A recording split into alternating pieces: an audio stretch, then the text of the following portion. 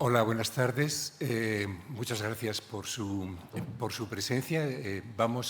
We're going to start our second lecture on this course on democracy and diversity, and it is for me a real pleasure to introduce Professor Wolfgang Merkel.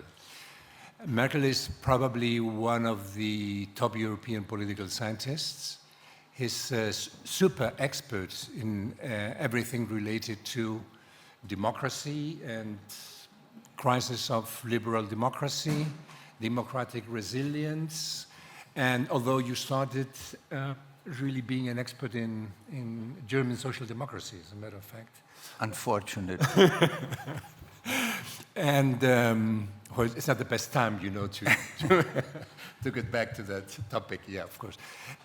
But he's staying at the Wissenschaftszentrum in Berlin, which is social science center, would be in English or something like that. He's leading for an enormous amount of years now a deep research on democracy in Europe mainly, and particularly on all the so-called crisis of liberalism, liberal democracy, and all that.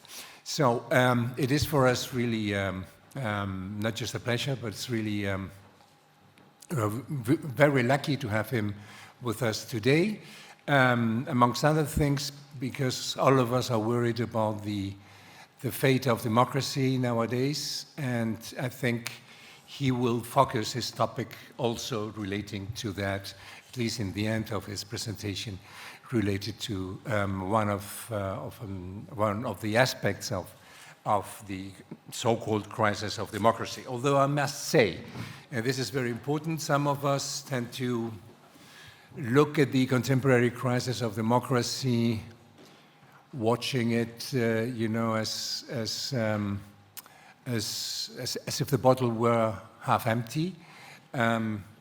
Professor Merkel tends to look at it as if it's half full. Would you agree with that? Let us see. Okay, let us see. Okay, Wolfgang, whenever you want. The floor is yours. Thank you very much, Fernando. And when I was listening to you, it came up into my mind one reason why academics like to travel is the way they get presented to the audience. Of course, if you hear the expert or one of the most and so forth. So thank you very much. Let me begin the following way.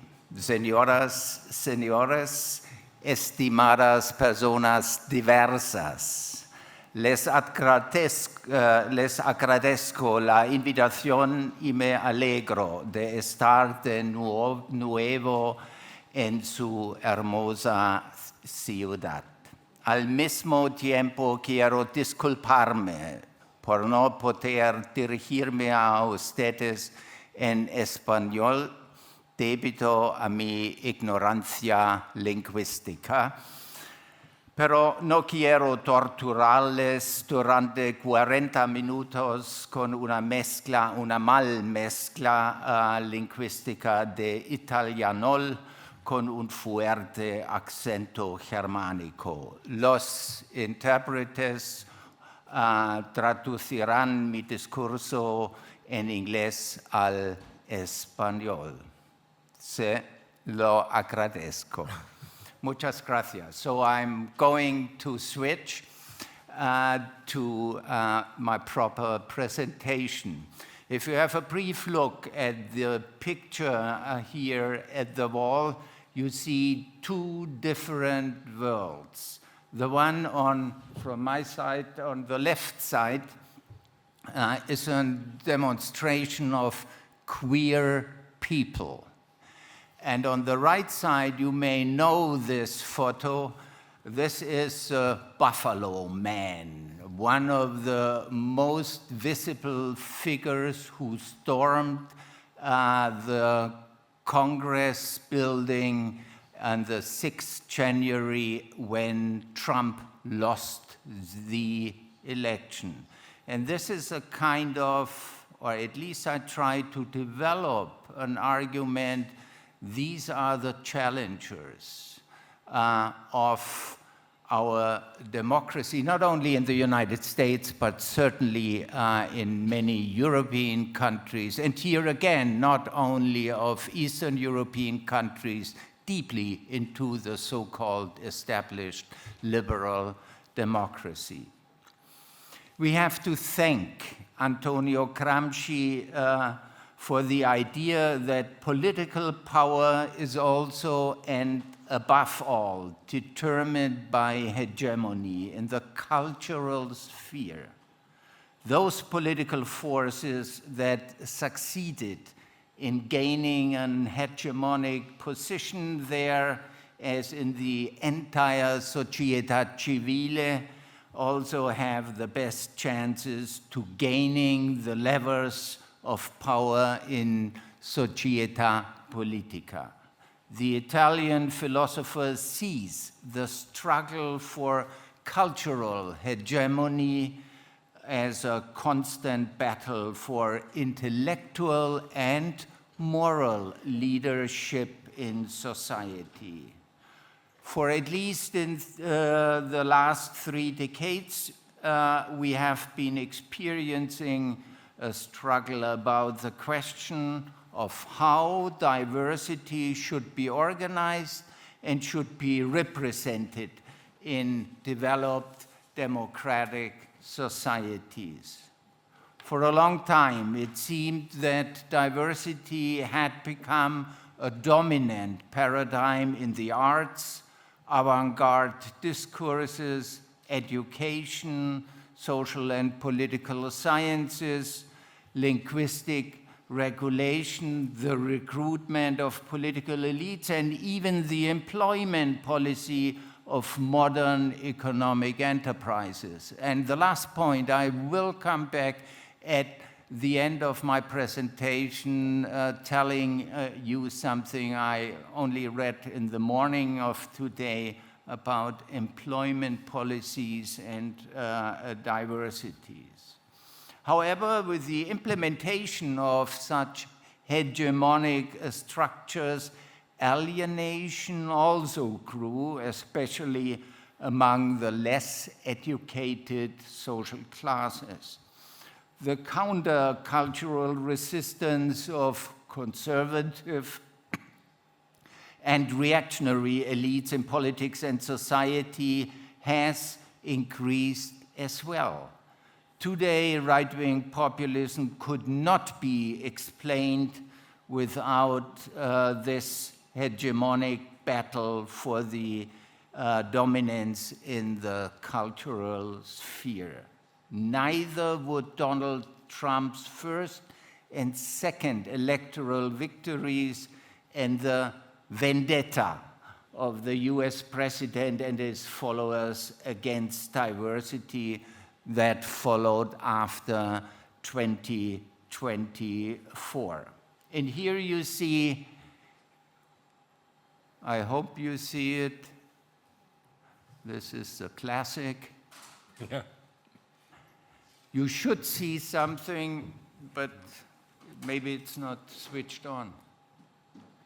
So here is the engineer, the technical and political theorist. So this is more or less a sequence of my arguments of this presentation. I will very briefly tell you something about the history of diversity, and then I will ask, what does diversity mean? It's not that clear as it seems at the beginning. And then I will talk about so-called progressive neoliberalism, a left-wing critique, and then I will contrast it with a right-wing critique. And then the question is, by the way, do we need diversity? Or better, does democracy need diversity? And then I will briefly allude to 3 different models of democracy. And then I will present, so to say, an hypothesis here, meaning is it a clear sequence from diversity to wokeism as a backlash?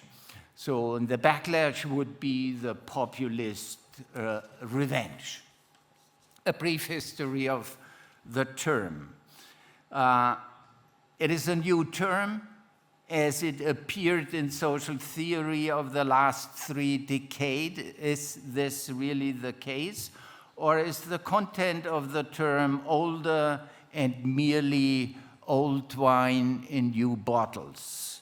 In particular, the proximity and distance of the term diversity to plurality and heterogeneity should be made clear before we discuss the content. As it is often the case, contested terms in philosophy and political theory, sociology, are both. They are old and new. Let me start with a liberal view. If you don't want to go back to Plato and Aristotle, as sometimes political theorists do, in the middle of the 19th century, you will find John Stuart Mill, one of the most important founding fathers of political liberalism.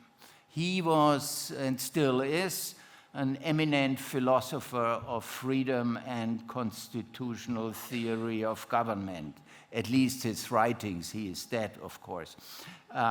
In the 16th chapter of his famous treatise, Consideration on Representative Government, published in 1861, he wrote, "Free institutions are next to impossible in a country made up of different nationalities, among a people without fellow feelings, feelings of common belongingness, especially if they read and speak different languages. The united public opinion necessary to the working of representative government cannot exist." I don't have to explain it in a country like Spain.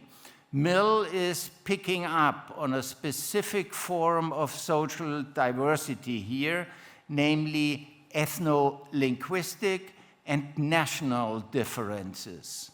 This is still a question that is being debated once again and bitterly in the developed democracies of the present day, particularly in relation to the issue of migration.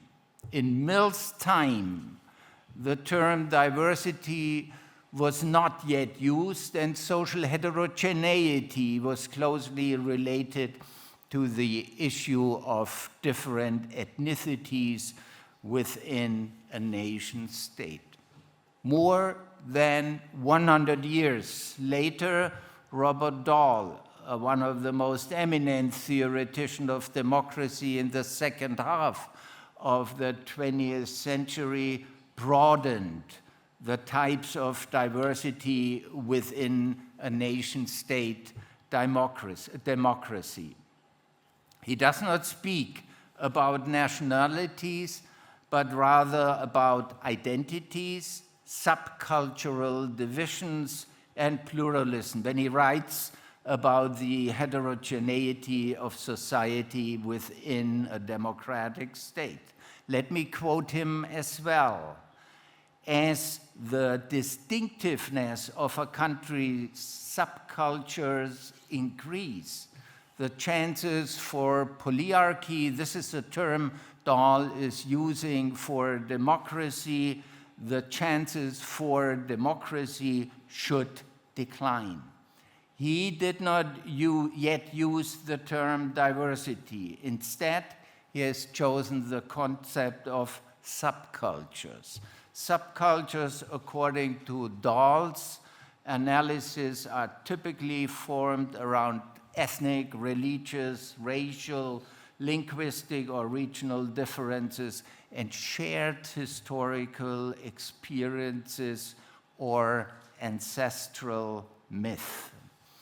This already touches on some aspects of today's concept of diversity, but is much broader and does not have the left identitarian focus on gender and constructed sexual identity.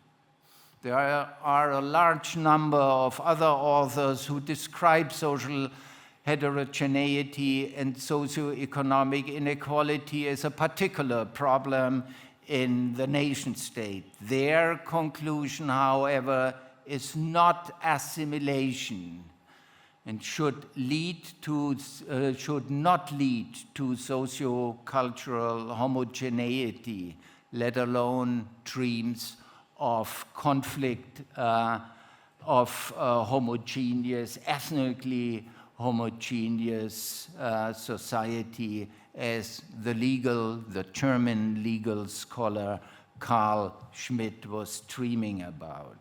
Instead, the moderation of potentially conflict-laden heterogeneity should be, and this is the argument of them, should be reached by very specific institutional structures and ways of representation and decision-making. To this end, guaranteed fundamental rights, minority rights, federalism, and consensus democratic representation. Now we are approaching the most recent time. Around the year 2000, there was a cultural turn in the diversity debate. The narrower concept of diversity replaced the broader concept of heterogeneity and was increasingly used, has been increasingly used up to date. The term was sharpened, focused now on the needs of contemporary democracy, as at least their proponents like Iris Marion Young or Judith Butler argued. It distracts largely from the actual socioeconomic inequalities and injustices that neoliberal capitalism continue to produce, as other well-known traditional leftists such as Nancy Fraser argued. So, what is diversity? For almost 3 decades, the focus was shifted to gender, sexual identity, and I'm using the terms and the words of those theorists, and people of color. The term race is avoided, even they have the adjective racist. This is probably a logical linguistic problems, but this is how they talk. So it is shifted increasingly what we are today hearing, listening to LGBTQ. So lesbian, gay, bisexual, transsexual, queers, and sometimes even more. This shift can be called cultural because it pushes implicitly socioeconomic inequalities into the background. Instead, it addresses cultural and sexual discrimination as the major social problem of the developed democracies of the 21st century. The two iconoclastic theorists of diversity, which I have already quoted here, Iris Marion Young and Judith Butler, emphasize three aspects which play a major role in the new diversity debate. The first is social constructivism. The second one is discrimination, and the third one is intersectionality. Social constructivism, doing gender and doing culture, refers to the fact that gender and cultural identity is not an unchangeable, natural, individual characteristic, but it's socially constructed and a changeable feature of modern democratic society. This is evident not only in the case of gender, but above all in the case of individually self-determined sexual identities. Over the last 2 decades, LGBTQ plus has come to epitomize a progressive understanding of social diversity in the 21st century.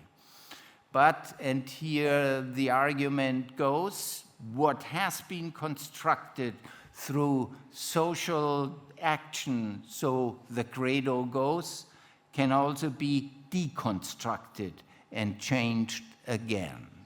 Discrimination. So discrimination is not primarily directed against individuals, but focuses on group identity. This is why unjust discrimination cannot be resolved at an individual level, for example, through, as the liberals would argue, equal rights. Only the recognition of cultural, social, and political discrimination is the prerequisite for overcoming structural inequalities in societies. This requires self-reflection on the part of all members of society, and collective action is both necessary and possible. In terms of social theory, the focus of the diversity debate is shifting from the social class issue of workers and lower classes to the demands of the academic middle class. Third point, intersectionality. Discrimination against migrants, women, people of color, or trans people, for example, can never be viewed in isolation, but is typically characterized by overlaps. This is the credo of diversity theorists. Individuals are not exposed to singular discrimination through their different group affiliation, but to multiple, mutually intertwined, and thus intensifying discrimination. For example, a non-white migrant woman, queer, and belonging to the lower classes is just one example of the accumulation of discrimination by intersectionality. In public administration, media, universities, and public and social discourses, diversity and identity politics are connected with speech requirements and gender-appropriate language. In most developed societies, to gender is a habitus that is cultivated primarily by academics, but rejected by large sections of society, especially non-academics. In Germany, for example, the rejection of so-called gendering amounts to around 75% of the population. It is clear if you are shifting topics and contents in theory and practice of political development, then critique appears in public. And as I have said, I will talk about this left-wing criticism, which is called by Nancy Fraser progressive neoliberalism. So there are two parts of the word progressive and neoliberalism. And The most prominent international voice, I said it already, is Nancy Fraser, who follows a neo-Marxist traditional socio-economic paradigm. The US philosopher criticizes the deadly mixture of left identitarian emancipatory demands, this is the progressive part, and neoliberal economic policy. And the mixture, as Fraser argues, is deadly because it prevents the development of a genuinely left-wing project.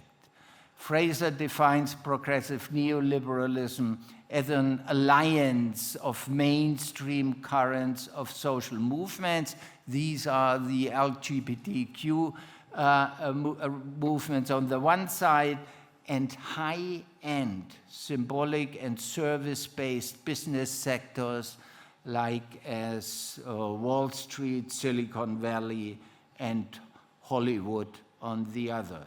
So Nancy Fraser's particular criticism, which is in no way rejects diversity and left-wing identity politics per se, is aimed at the mix of a neoliberal cognitive economy and the emancipatory goals of the LGBTQ movement.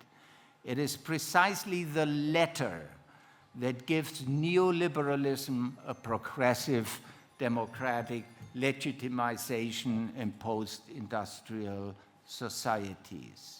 So progressive neoliberalism privileges the educated middle classes, allows for a few women or people of color to rise to top management positions, and leave the working class, the trade unions, and the lower classes without effective political representation. So it was symptomatic for Nancy Fraser, what she calls the Clintonian control of the US Democratic Party. They were following this progressive neoliberalism, Bill Clinton from 1992, and then later on Hillary in 2016. The first election victory of Donald Trump in 2016 and the developing and increasing authoritarian right-wing populism signaled the beginning of the end of such a progressive neoliberalism, according to Nancy Fraser. Let me briefly come to right-wing criticism, which I call regressive nationalism. The alternative to progressive neoliberalism and cosmopolitanism is regressive nationalism. This has spread rapidly in Europe and the United States. In party research, it is sometimes referred to as right-wing, authoritarian, reactionary, or regressive populism. It usually combines a neoliberal economic policy with nationalist, chauvinist position, and is directed against the left liberal LGBTQ movements. It opposes cosmopolitanism with nationalism, a diverse society with an ethnically homogeneous understanding of the people, LGBTQ with heterosexual partnership and traditional families and self-determination of one's own gender with the natural division into two sexes only, namely men and women. So progressive neoliberalism opens the nation state, accepts supranational rights in organizations such as the European Union. Regressive nationalism advocates a tight closure of it and opposes the transfer of national sovereignty to organizations such as the European Union. Very briefly, just to understand what I presented here, exclude for a second your knowledge about Spain, but most of the developed democracies in Western Europe and in the United States, Canada, and Australia, by the way, as well, are two dimensions. You have a horizontal axis where you have on the left those who are in favor of state action for interfering into the economy, and you have on the right those people who are favoring non-state interventions, who are convinced that the market alone will solve the problems. And you have in the left upright corner this progressive cosmopolitanism. So they are in favor of left identities, of diversity on the one side, and for progressive,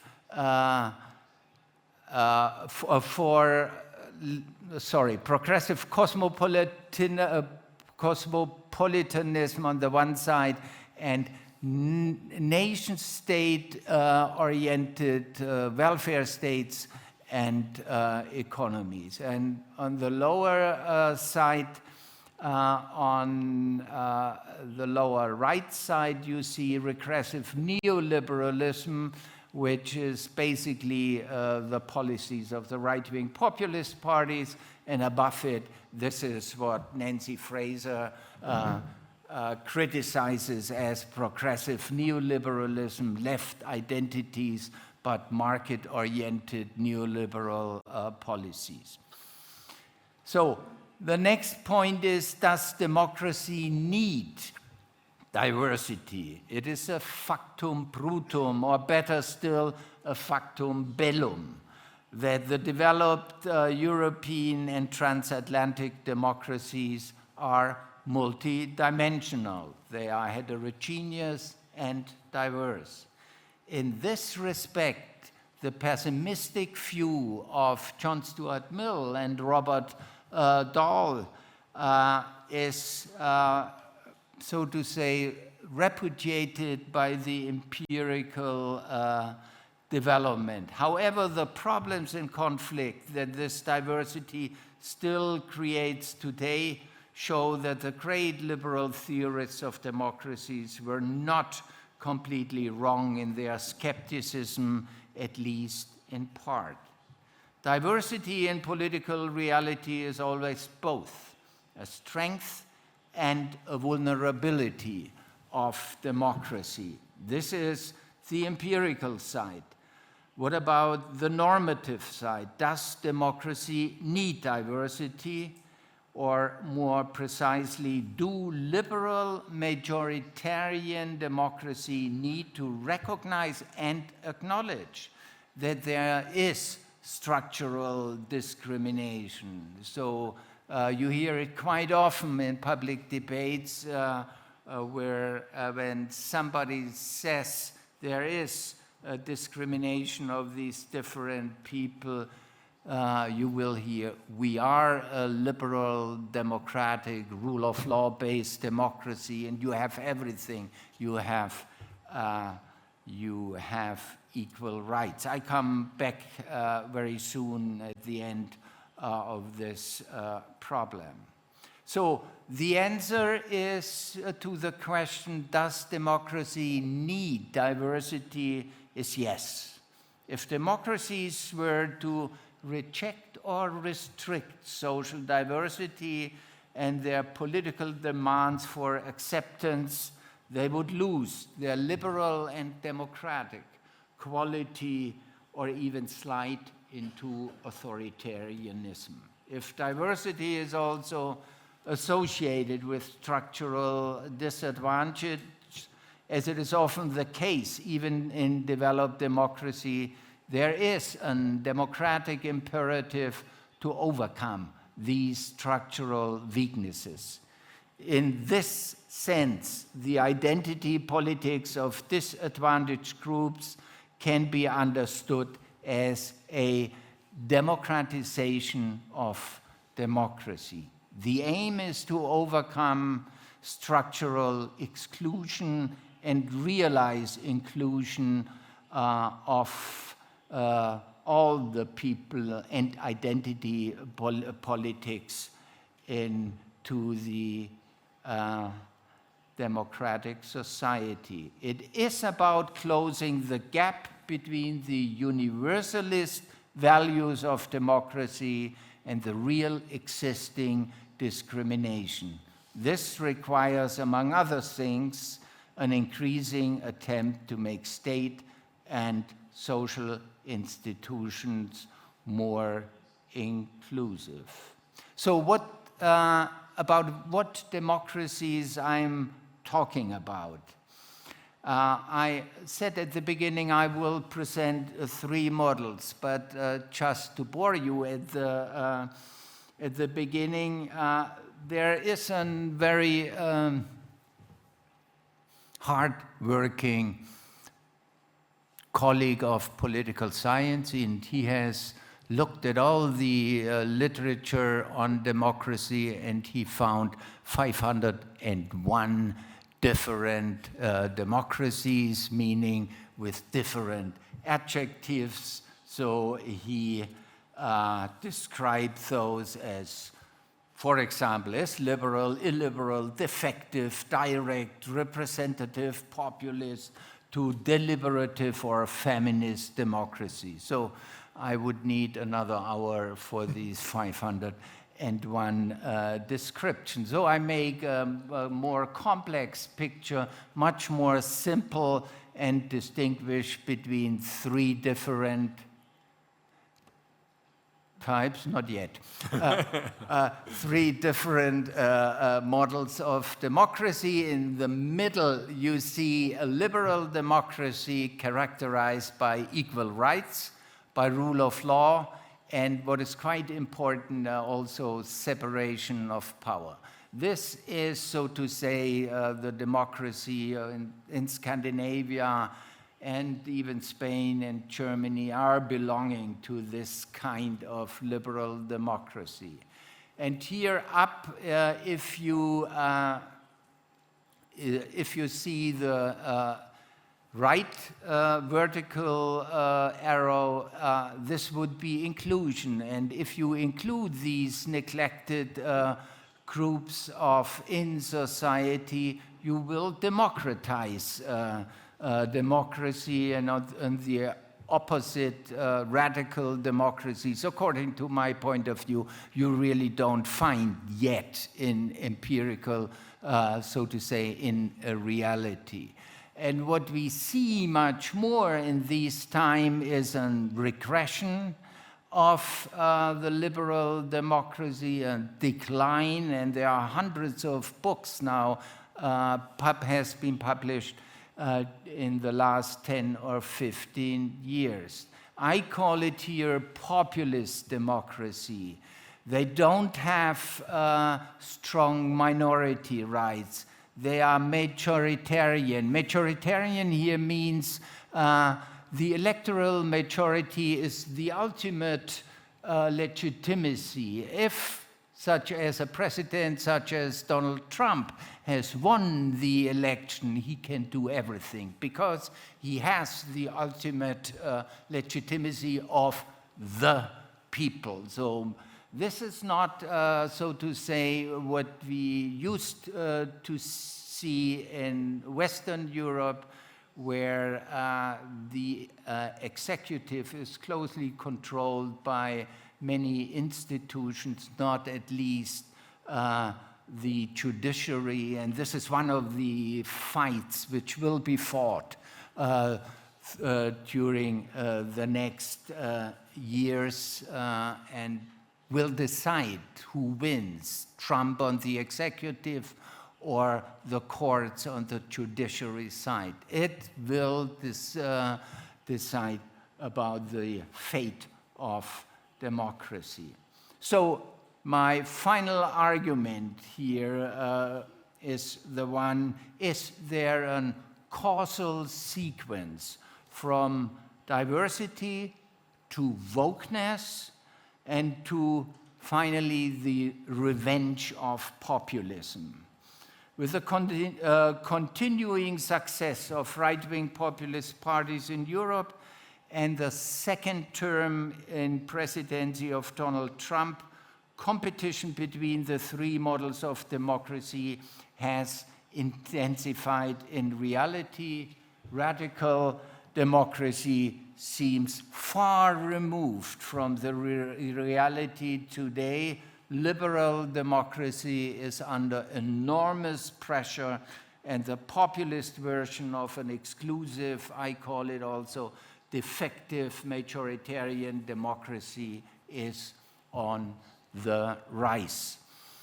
At present, the Trump II administration turns out to be the most successful architect of that kind of defective democracy.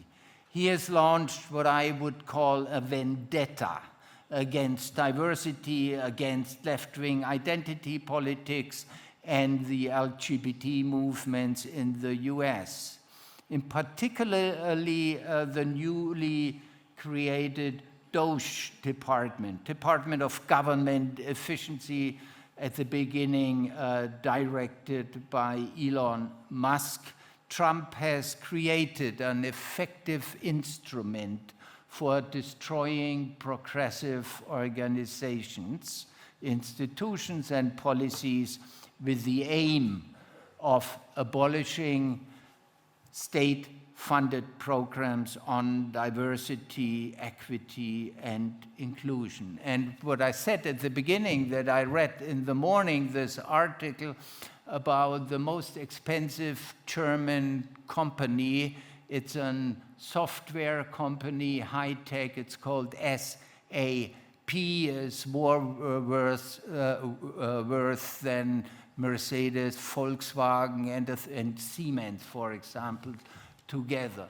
And what they did, because 50% of their business is in the United States, and they stopped these diversity programs. They stopped the program to bringing more women into the top leadership. And this was, so to say, a reaction, and they argued we have to do it because otherwise we will be pushed aside from the market. And you see these things will happen as well. Or the German telecom company in the United States followed this line as well.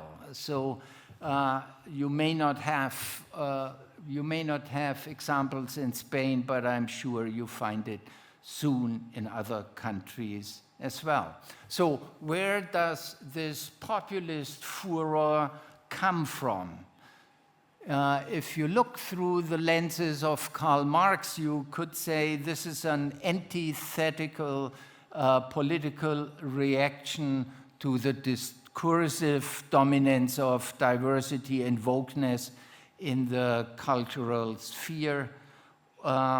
Or if you are again coming back to Gramsci, you could call it a counter-hegemonic fight by the regressive nationalism, or as the Jewish, German, American economist Albert O. Hirschman put it, it is the pendulum of social inclusion swinging back to neo-exclusive democracy.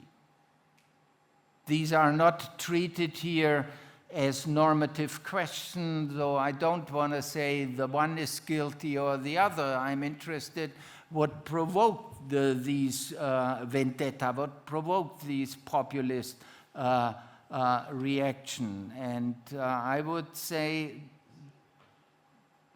not only that Nancy Fraser has a good argument, but what developed from what developed from diversity to wokeness is a kind of problematic offshoot of diversity. And it is interesting, the wokeness was first used as a positive term.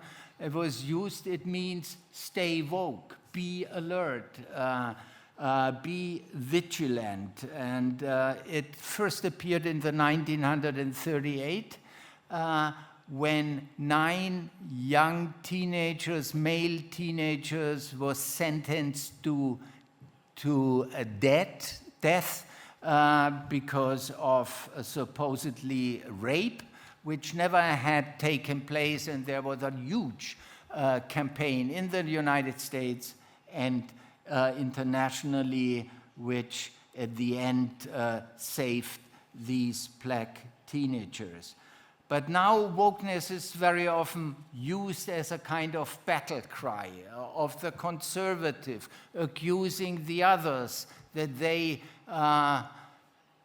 gender not only, but they force the other people to gender. If they don't gender, they are politically incorrect. They will be corrected by public media. And if you are in the university and you see these wonderful writings of the dean of the faculty, there are many regulations you have to follow. I was quite a long time at the Humboldt University, and each second year we got new rules, what has to be integrated. And here I would argue, even very cautiously, it needs more empirical work, that here you have a counter-reaction against this kind of regulation of the language. I have to be very careful because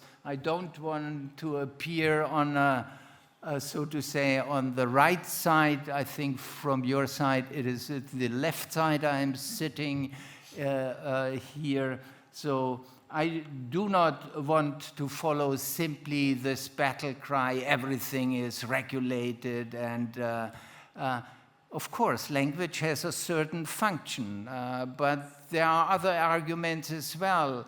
If, again, the university tend to exclude and already invited speakers from the agenda because they are supposedly anti-Semitic, they are racist, they are hopelessly heterosexual, I'd have identities and so forth. So what happened, these people were, so to say, kicked out from the invitation list, and the argument is mostly not that they have this or that opinion. This would be incredible for universities, so they say the public safety is in danger. So I'm coming to the end. What I think, there is a moment of conservative backlash and populist revenge, and probably some of the activists of the wokeness went a bit too far. And you had this reaction not only in Hungary or in the former government, the peace government in Poland, but also the Bavarian prime minister banned gender-sensitive language within their administration.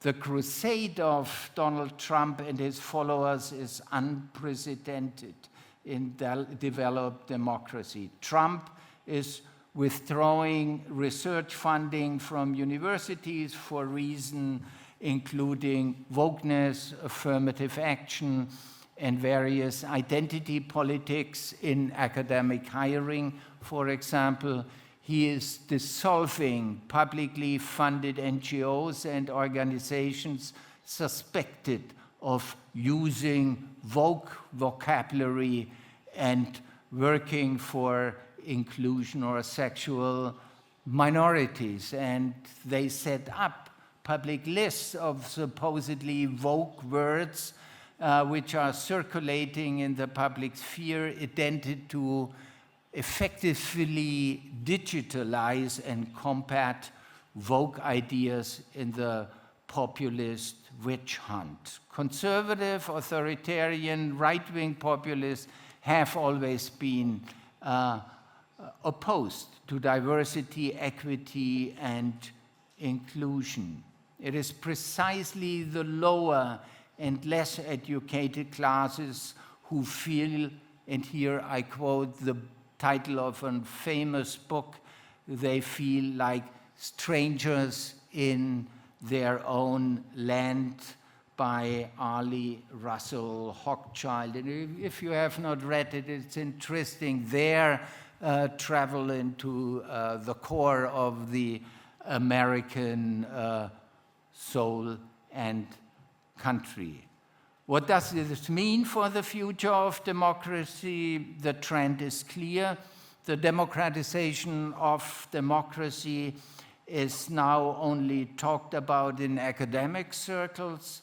Democracies are on the defensive. The focus is on defending against right-wing populists and preventing illiberalism and chauvinism. The democratic West is disintegrating as a normative entity. The pendulum of democracy is swinging towards intolerant and illiberal democracies.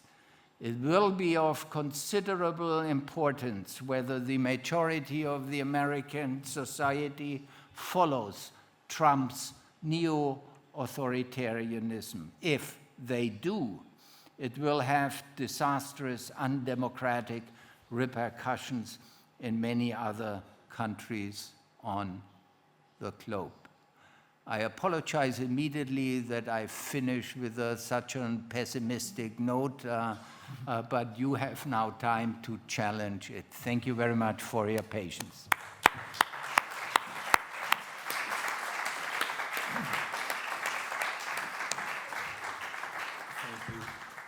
Thank you, Wolfgang. Let's see if someone challenges you. Javier.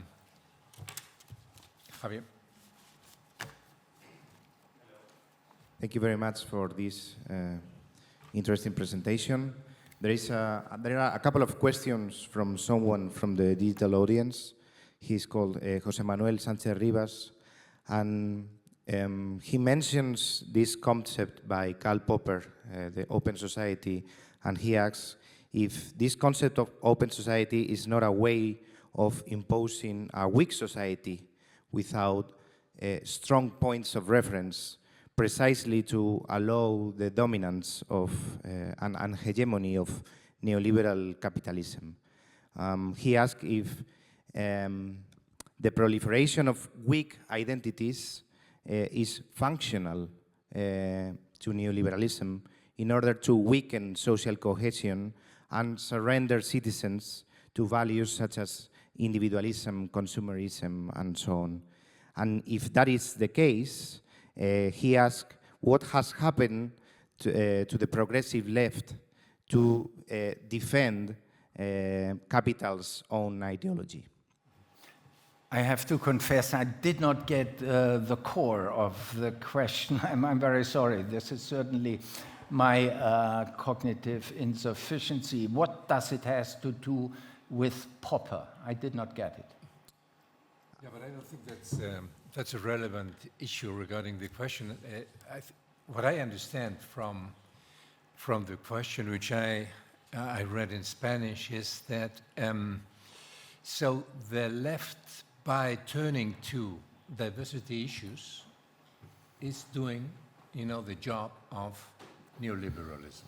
So what you criticized, when you talked about, more or less what Nancy Fraser has been explaining, in all her books lately, right? So in a sense, the left has been obsessed with an issue that in the end turns to be functional for the right, which is, to have,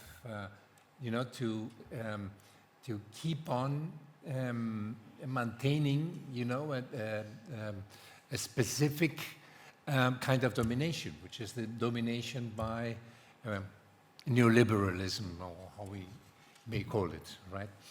So, but I think it's sound with the discussion regarding the position of Nancy Fraser, as we saw before. I'm sorry about that. I didn't completely get it. So I have sympathy for Nancy Fraser's argument.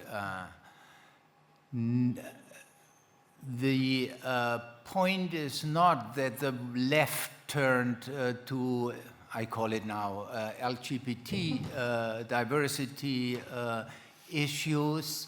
The failure is that it is not embedded in a socio-economic progressive project. I don't see why these two dimensions, the socio-economic one and the cultural one, cannot be combined. They can, but in the moment where these cultural or sexual identity and so forth issue became so prominent, the theorists and the voices in public defending LGBTQ, they were only heard by the upper classes. The non-educated social classes were not really interested in. And I told you about this survey in Germany where 75% said do not gender in your language and so forth. And they did not really, and not only them, they did not really understand it. And I have to confess, when I started to read a bit more about the topic, it is even for somebody who is reading and is a political scientist but not does research in this specific field, you may not know all these new terms. They are changing. So it became a kind of secret language for the informed, for those who do not have to struggle with the economic life. So this might be functional for the better off in our society. Yeah. Just small information. In Germany, gender means something similar to what we do in Spain when we say ciudadano, ciudadana. So we tend to repeat the noun, but in Germany it's more complicated because it's Bürger, point innen. So you add to the word always the female version of the word. So and that complicates a lot, you know, your own reading. At least that's how I perceive it, right? Yeah, but it's not only ciudadanos, ciudadanas. You need to say more about the trans people. You need those who do not want to be addressed as non-binary people, and they ask for it, and they said, "I'm neither a man, I'm nor a woman, and it's not enough to have these two sexes in your language. This is obvious, this is clear, and this cannot be criticized. But you have these 5, 6, or even 20 sexual identities, and they all wanted to be addressed correctly as they perceive it, and this makes it rather complicated." Yeah. Okay. Let's pick up more questions. Yeah. Espera un segundito. Thank you very much for the very interesting talk. I have a question that goes actually a little bit on the same direction as the previous one and the discussion that you were having about the different groups. And I think that, as you explained, over the last 30 years, we have more and more groups that are seeking recognition, that are seeking to be first recognition and then even like some sort of legal protection or a special treatment at some point. And I think we have a problem of identification here. Like, first of all, should we treat different groups differently? And if we do so, which criteria should we use to prioritize these groups that may have as legitimate positions as other ones, but they may have other factors that interfere, particularly in a context that public resources and public attention is limited? Thank you very much. I follow the argument and I accept the argument. It would be probably my argument as well, that different people should be treated differently in order that they can enjoy equal freedoms. So this is directed against the liberal thinking. There's everything here. You have exactly, each person has, in a rule of law-based democracy, the same rights. And here now the LGBT movement and the diversity theoreticians step in, and they are saying this is not enough because there is a gap towards from these equal right values to the reality. And reality demands that these people, in 20 years ago, one would have called it affirmative action. So that you have to write when you hire people, men, women, and diverse. This is what you would read in bigger firms in Germany, and to some extent they are forced to do it by legal regulation.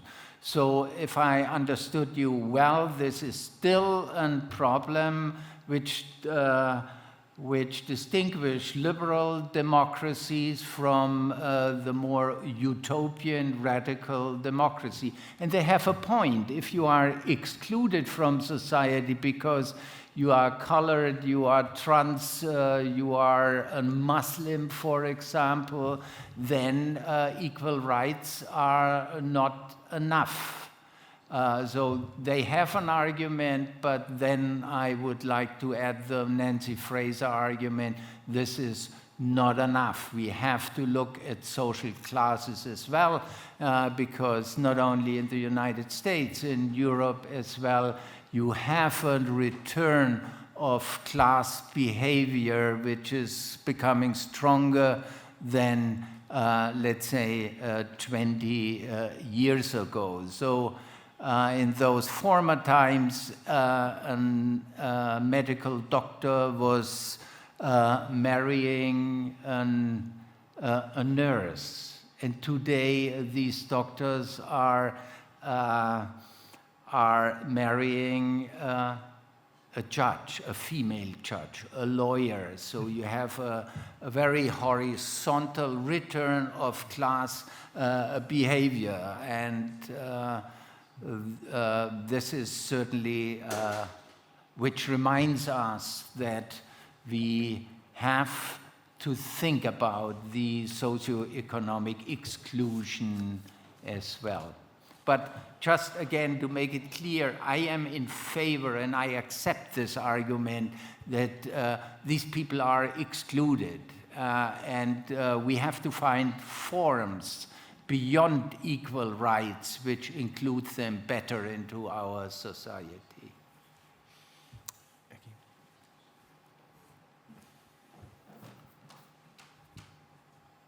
Thank you very much, Wolfgang Merkel, for this very interesting talk and for having come to Madrid. Great to have you here. Let me just introduce maybe another perspective as an internationalist. First of all, I think that the common feature for both left and right is radicalization. What has happened in the last 20 years has been this radical shift, and the center is not longer holding. And this had two external events which catalyzed this development. In my eyes, it was first the war on terror and the polarization that this brought to all societies. And second, the financial crisis and the populist backlash that it brought with it. Now, this has changed the consciousness of people. And this has made that everything now seemed power. The war on terror was a matter of power. There was no legitimacy. There was not longer any moral legitimacy, which sustained the United States as the hegemon. And on the other side, you know, the financial crisis was an expression of the cruelty of the elites in terms of, you know, being predators against the larger mass. So what I am trying to come at is that what we need today is a resilience of rationality. And that may be the only response possible to the situation in the US. The judiciary is a repository of rationality, and the other groups that are emerging are repositories of rationality, like, for instance, the position that Alan Garber, the president of Harvard University, took you know, through the entire debate. So I would like to ask you whether you agree with this characterization that I have made, or you think this is just my perspective. Jose Maria, I would not dare to say this doesn't make sense, what you said and asking for. However, I'm not so sure if I would follow the first part. You are talking about we are confronted with an radicalization from the left and right. What I see in Europe and the United States is a clearly asymmetrical radicalization. You see it on the right, you don't see it very much on the left. We are not in Latin America is certainly a different region, but even looking at your country or looking at Germany or looking at the Scandinavian countries and Italy, you don't find really radical leftists of a relevant size. So I would buy your argument only in characterizing it as an asymmetrical radicalization. But I would add something. One of the diseases of our democratic systems is polarization. And this polarization means that not only on the political level, on the societal level, you find it, of course, as always, advanced in the United States. So a Republican man or woman would never, never is wrong, but we have surveys, they tell us more than 50% would never marry one partner from the other political party. I don't know what Partido Popular and PSOE, what kind of marriage behavior they have, but this is really polarizing these countries, and the United States is, as Tocqueville and Karl Marx once wrote on their own writings, they are showing the mirror to the old continent. And if this is true, not the nicest perspective. The second point, I'm not completely sure if I understood it correctly. There was a more ordered system of international relation after 1990. This one could call the unipolar moment. So the United States still were the hegemonic power. And this is obviously ending, which makes some politics and policies in the United States more irrational. If they are on decline, and obviously they are witnessing it, and they are and Trump is perceiving it. Therefore, they want to end as quick as possible, me too, by the way, the Ukrainian war in order to focus on China.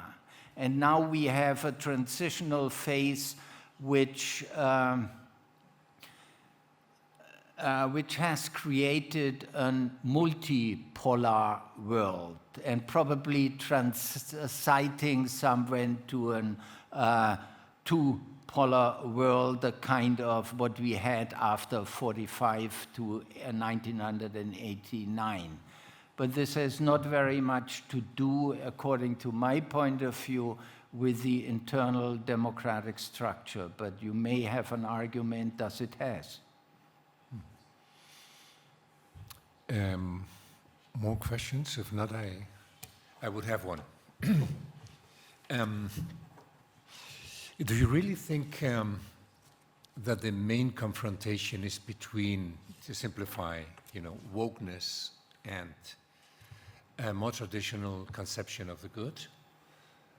It's based on the idea that it's just two sexes, as Trump has established in the United States right now. I think you are absolutely right that the problem is polarization, so us versus them, right? And if you look at the populist discourse, particularly in some of the most developed countries, not as much in Eastern Europe, but let's take the case of France.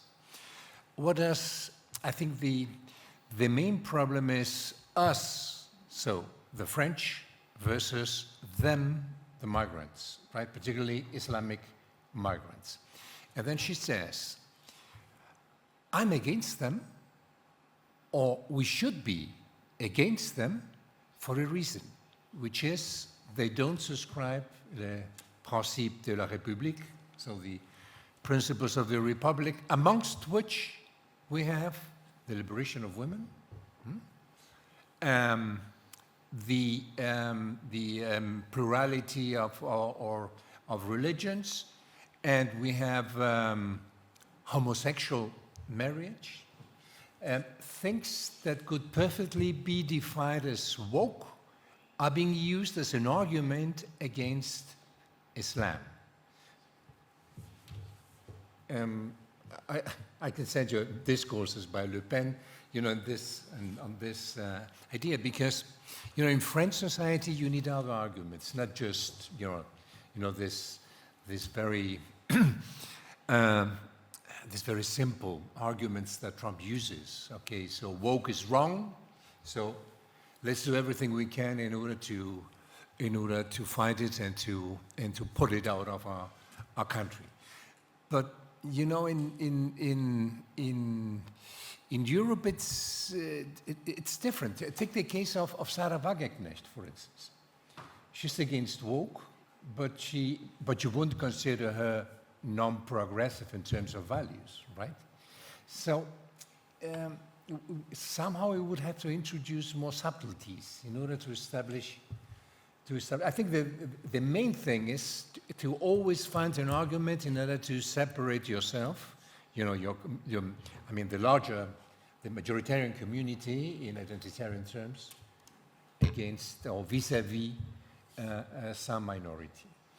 And I think it works with a different logic than the one we follow when we read, Judith Butler or other, the academic discourse on diversity.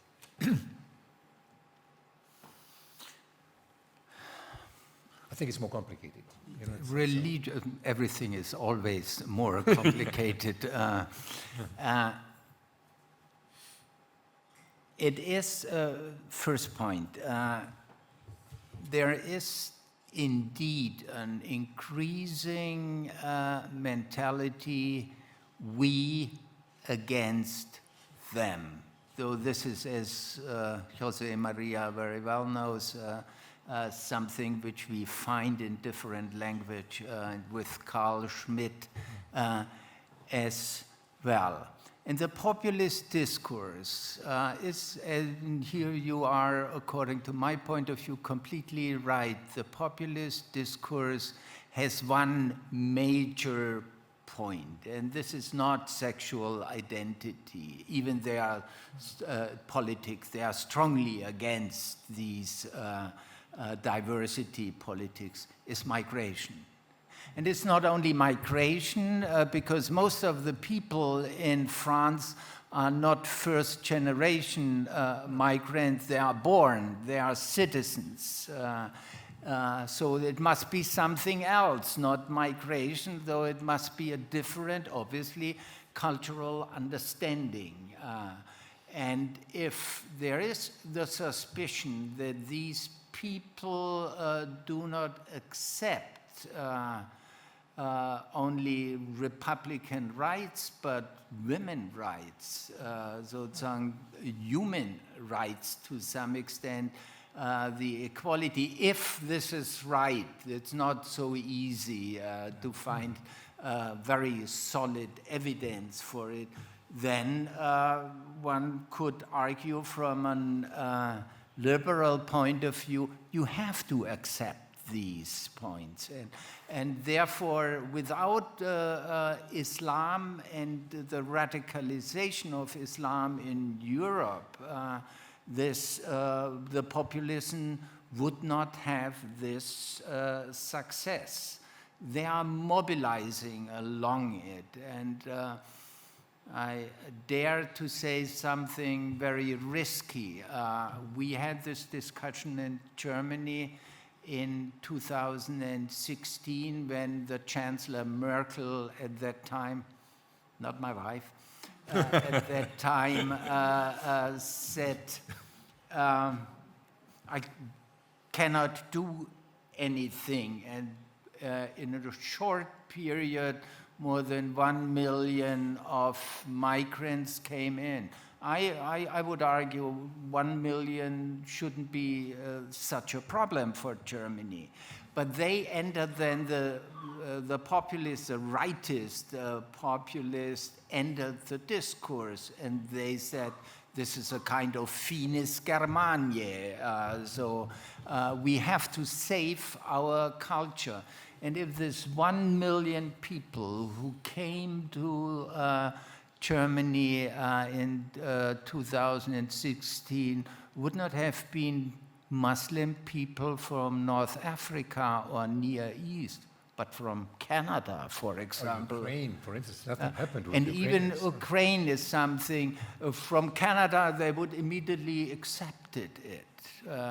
So you see these racist attitudes, they were sleeping to some extent, and the right-wing populists mobilized very successfully on it. And even the migration problem with the Ukrainian war, I think 1.2 or 3 Ukrainian came to Germany as well. This was not a major issue of discussion. So you see these racist tendencies, and what the difference to the past is, you can openly mobilize them and even becoming then a majoritarian party, as it is the case in Italy, for example, and in Germany the numbers doubled. And last point, because it leads us a bit away from the diversity issue. What did I want to say? So I forgot it. Okay, no worry. Javier wanted to say something, I think regarding the same issue. I don't know.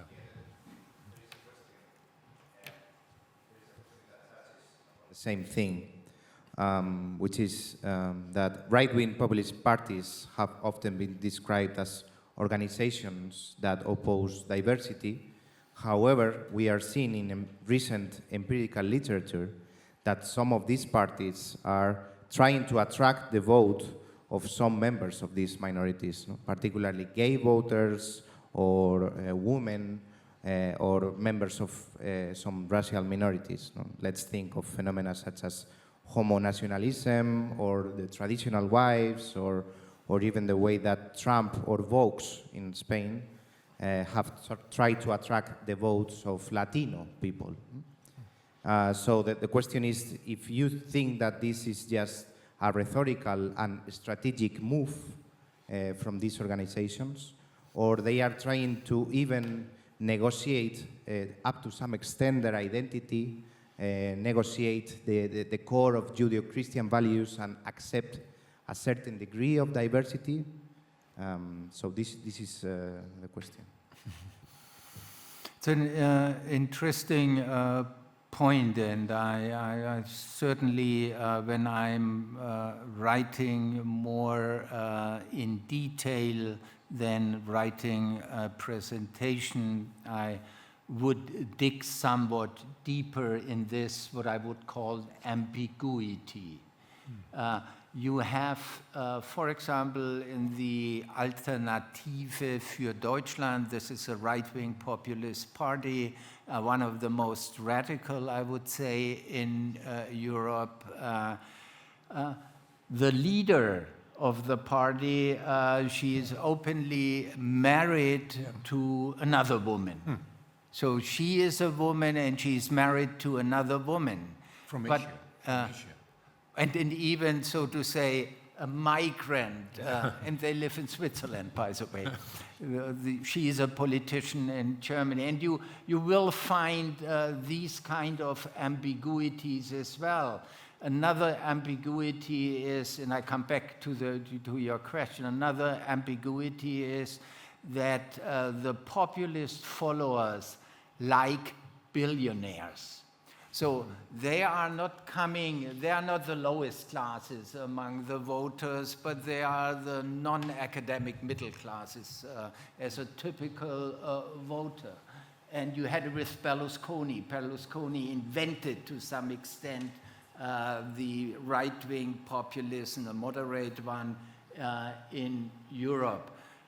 You have Elon Musk, you have Trump, you have the Prime Minister of Thailand was the richest man of Thailand. There's a certain fascination of these people which are not only successful, but they are to some extent radical in their business. Right? And whether this is a strategic move, it can be. But strategic moves in electoral politics you have from other parties as well. The question is whether these ambiguities become too big so that everybody said this must be a lie, this is not logical.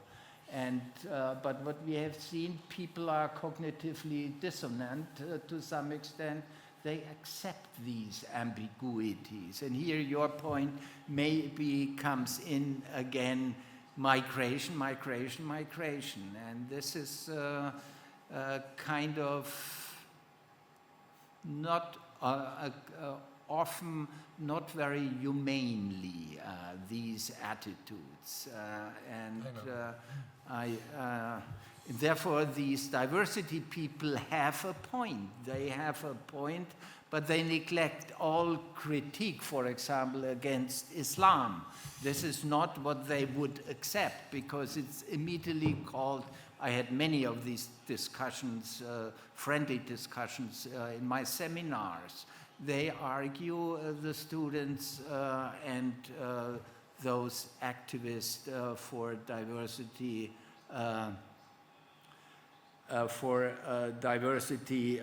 politics, this is racism. They are not saying these are cultural discrimination, but this is, so to say, a cultural form of racism. And this is certainly what you have in many countries. And now for the last 10 years in Scandinavia, where you find the best, still the best democracies in the world. You have these anti-Islam and anti-Muslim, and I would distinguish between anti-Islam. I'm a complete, as Max Weber said, I'm non-musical in terms of religion. I'm simply don't believe. I'm not an atheist, but I don't believe. Why should you not be able, and here we are, the French case, to criticize Islam? When it becomes problematic is when you criticize Muslims. Then you have people, you have persons, and the other one is religion or a certain ideological system, however you want to call it. And we here, we switched in many European countries to criticize the people, the Muslims, which do not want to be integrated and so forth. Yeah, one last point, which has to do with this last discussion that we're having. I remember when Trump won the election again, I read a letter in the New York Times on part of, it was called, I am a Latina and I voted for Trump. And then the reason that she gave was, well, I came to the United States in order to become an American, not to keep on being from a certain identity and being reminded of my identity for the rest of my life. So, and she explained, you know, in the end, what the left, the Democratic Party, offered, you know, to people belonging to, let's say, to not belonging to the majoritarian culture is, don't worry. So we are introducing a politics of ethno-corporativism, right? We're going to protect you if you were, if you have, you know, if you had a bundle of interests that belong to you for the simple fact of being Latino. So in a way, what she meant was, I want to be treated like a normal white American. I wanted to treat as... To be treated, you know, like any other American, not as belonging to a particular identity, which is called, I don't want to be reified, you know, to use a Marxist term, as a Latina or as a black or whatever. So, because I believe in this liberal idea that no matter where you come from, I mean, you're being considered equal. And so, but in order to defend you, you have to somehow assume that you are something different to the rest of you know, of the rest of society, right? So, and I think she has a point. And in a certain sense, as we all know, Trump won because he increased his vote amongst the black, amongst the Latinos, and particularly among the Asians. And I don't think it has to do with wokeness. I think it has, of course, it can't have to do with wokeness, because wokeness is in favor, is against racism. It has, I think it has more to do with integration. So that to treat everyone as equal, not as different, even if we want to protect those that are different, by introducing those measures, in the end, we're being kept apart from the majoritarian, I mean, or the majority of society. I think it's an interesting opinion. I'm not going to say that she was right, but I think it's an interesting opinion because I think it has to do with some of the mistakes of this overreach of identity, of the concept of identity, you know, that somehow has substituted the concept of citizen. So, so it's as if citizens don't have individual interest anymore, but group interests. And this is the in-group and the out-group, right? And so, and you keep on colliding with one group or the other, and you have the ethnical sphere, but you have the gender sphere, and you have the well, whatever. But you don't address, the real problem. We return to the question with which we started, which is social class. So I think that's so it's kind of difficult when one tries to fulfill politics that I think are perfectly sensible and make sense, you know, to incorporate the differences of the other in order to being capable of having an actual equality. When it's being implemented, it may have undesired consequences. So the Latina letter paradigm. So I'm a Latina and I vote for Trump. One could say this is a case of successful integration.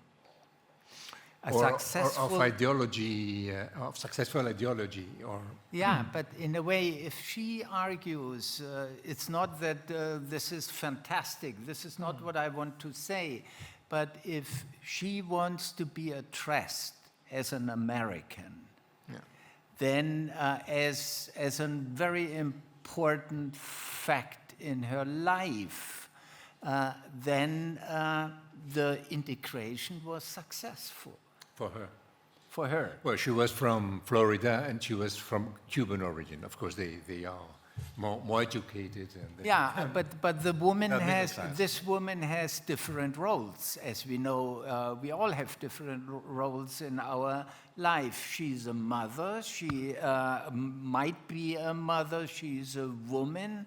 She is probably linked to very traditional family values. And this, she would not accept these transsexual, probably not the transsexual and bisexual identities, would argue you may have them, but don't be so voicey. Do not voice it. You are not so important.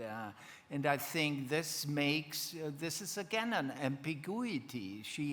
Trump is offending the migrants very openly, and in a way you could not do it in Western Europe. So the migrants eat the dogs of the neighbor was one of the things. And despite this fact, they vote, and because the primary identity is obviously that she became and wants to be addressed as a full member of the society. And I think here the traditional values are playing an important role. And if you are voting for different parties, you are thinking about in advance, why should I vote this party and that party? And then you look at the economic policy, the cultural policies, migrant policies, and so forth. And implicitly, you have a transitory order. The first is more important than the second, and it's more important than the third. So you make up your mind in quite a rational way. So I do not want to, would not argue that this Latina is irrationally voting, what seems from the outside, because other values were more important. And if you feel successfully integrated as a migrant, and you don't really have completely to lose your cultural legacy which you are bringing from your country of origin, then it is extremely important for you. And then you have the other migrants. This is a well-known phenomenon. They said, the boat is full. We cannot accept anymore. They were successful. Exactly, yeah. And said, but now the boat is full. That's really among the Mexicans, yeah. Last question. Okay, then we can close it here. Thank you very much, Professor Merkel. It's been really a pleasure to listen to you. Thank you. Thank you.